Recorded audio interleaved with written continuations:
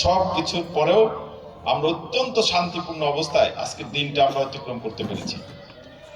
একটা নির্বাচন, সেই নির্বাচনে 18 জন প্রার্থী 3টি পদের জন্য, এবং উন্মুক্ত নির্বাচন হয়েছে বলেই তারা প্রার্থী হয়েছে।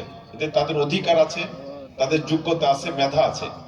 কিন্তু আমরা সকলে আমাদের নীতি নির্ধারণী সভায় যখন সিদ্ধান্ত নিয়ে আমার উপর দায়িত্ব অর্পণ করা হলো, তখন কিন্তু আমি অত্যন্ত বিব্রত বোধ করেছি এই কারণে যে এই রকম একটা সেন্সিটিভ একটা কাজে আমার মুক্তি সিদ্ধান্ত, আমি এটা সাহস পাইনি। কারণ এই 18 জন প্রার্থীর মধ্যে 3টে নাম ঘোষণা করা, এটা কিন্তু অত্যন্ত কঠিন কাজ। কিন্তু আপনারা যারা আজকে এসেছেন তৃণমূল পর্যায়ের, যাদেরকে আগে থেকে আপনারা ডেকে নিয়ে এসেছি, আপনারা আমার এই বিপদ থেকে আপনারা উদ্ধার করেছেন, এজন্য আমি আপনাদের কাছে কৃতজ্ঞতা জানাচ্ছি। যে আমরা 3 জন প্রার্থী এই জায়গায় ইতিমধ্যে আপনারা নির্বাচিত করেছেন। এই 3 জন প্রার্থী আগামী উপজেলা পরিষদে আমাদের দলের পক্ষ থেকে দলের সমর্থিত প্রার্থী হিসেবে তারা নির্বাচনে প্রতিদ্বন্দ্বিতা করবেন। কিন্তু আমাদের মাননীয় প্রধানমন্ত্রী যেহেতু উন্মুক্ত করেছেন, আজকে যারা এই জায়গায় প্রার্থী ছিলেন অনেকে এই নির্বাচনে তারা অংশগ্রহণ করেন নাই, অনেকে নির্বাচনে অংশগ্রহণ করেছেন, একজন আবার নির্বাচন বর্জন করে চলে গেছেন।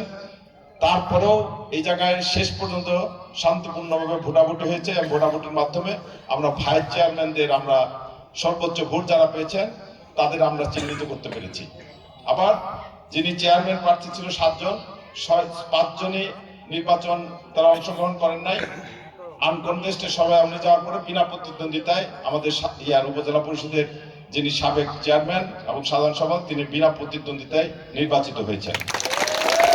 এখন ভাইস চেয়ারম্যান হিসাবে ভোটাভুটির মাধ্যমে কে কত ভোট পেয়েছে এগুলা বলার দরকার নাই। যিনি সর্বোচ্চ ভোট পেয়েছেন তিনি হলেন উপজেলা যুবলীগের সাধারণ সম্পাদক শফিকুল ইসলাম, এবং উপজেলা আওয়ামী লীগের মহিলা বিষয়ক সম্পাদক লাইলি বেগম সর্বোচ্চ ভোট পেয়েছেন। এখন আর যারা ভোটে অংশগ্রহণ করেছেন প্রত্যেকেই সম্মানজনক ভোট পেয়েছেন। বলবো না তাদের অবস্থা খারাপ, তারাও খুব ভালো অবস্থানে আছেন, কিন্তু দলীয় শৃঙ্খলা রক্ষার্থে, দলের একক প্রার্থী রক্ষার্থে আমরা আজকে এই ভোটের ব্যবস্থা করেছেন, যেটা সিদ্ধান্তটা আপনারা নিয়েছেন। এখন আমাদের এই নির্বাচনে মাননীয় নেত্রী চান ভোটে যাতে মানুষের অংশগ্রহণ থাকে, যে ভোটে যাতে অংশগ্রহণ থাকে, তার সেই কারণে গত জাতীয় সংসদ নির্বাচনে জানুয়ারি মাসের 7 তারিখে যে নির্বাচন করেছেন, সেই নির্বাচনে যেমন আমি একক প্রার্থী থাকার পরেও আপনারা যেভাবে পরিশ্রম করেছেন, মানুষের ঘরে ঘরে গিয়েছেন, এই আগামী মে মাসের 18 তারিখে যে নির্বাচন হবে উপজেলা পরিষদের, সেই নির্বাচনে আপনারা আবারও সেইভাবেই নিজেরা প্রত্যেকের ভোটারদেরকে বাড়ি বাড়ি গিয়ে ভোট কেন্দ্রে তাদের হাজির করাবেন, এবং সর্বোচ্চ ভোটারের উপস্থিতির মাধ্যমে যাতে উপজেলা পরিষদের চেয়ারম্যান, ভাইস চেয়ারম্যান, মহিলা ভাইস চেয়ারম্যান নির্বাচিত হতে পারে। এবং আমরা বলবো যে আমাদের যে 3 জন প্রার্থী দলের পক্ষে সমর্থন দেওয়া হয়েছে, সেই 3 জন প্রার্থীকে প্রত্যেক ইউনিয়ন পর্যায়ে, ওয়ার্ড পর্যায়ে, সহযোগী সংগঠনের পক্ষ থেকে যখনই কোনো মিটিং করবেন 3 জনকে একসাথে আপনারা ডিসপ্লে করবেন।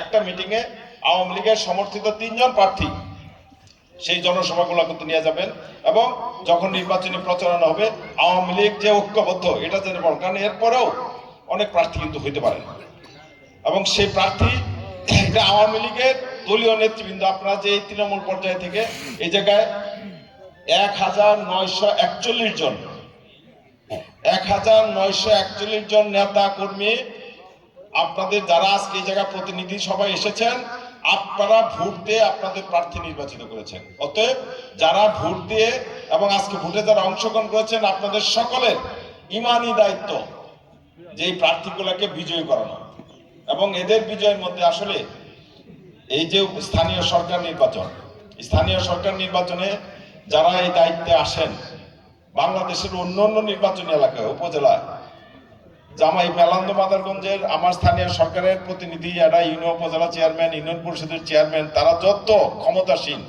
ক্ষমতাবান অন্যান্য নির্বাচনী এলাকার চেয়ারম্যান, ইউনিয়ন চেয়ারম্যানদের এত কিন্তু ক্ষমতা নাই।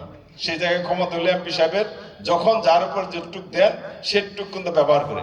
আর আমার নির্বাচনী এলাকায় উপজেলা চেয়ারম্যান এবং ইউনিয়ন চেয়ারম্যান এই জায়গায় এমপির ক্ষমতার সুদ্ধা কিন্তু তারা সবকিছু হ্যান্ডেল করে, কারণ এই স্থানীয় সরকারের সমস্ত বিষয়ে আমি কখনো খবরদারি করি নাই।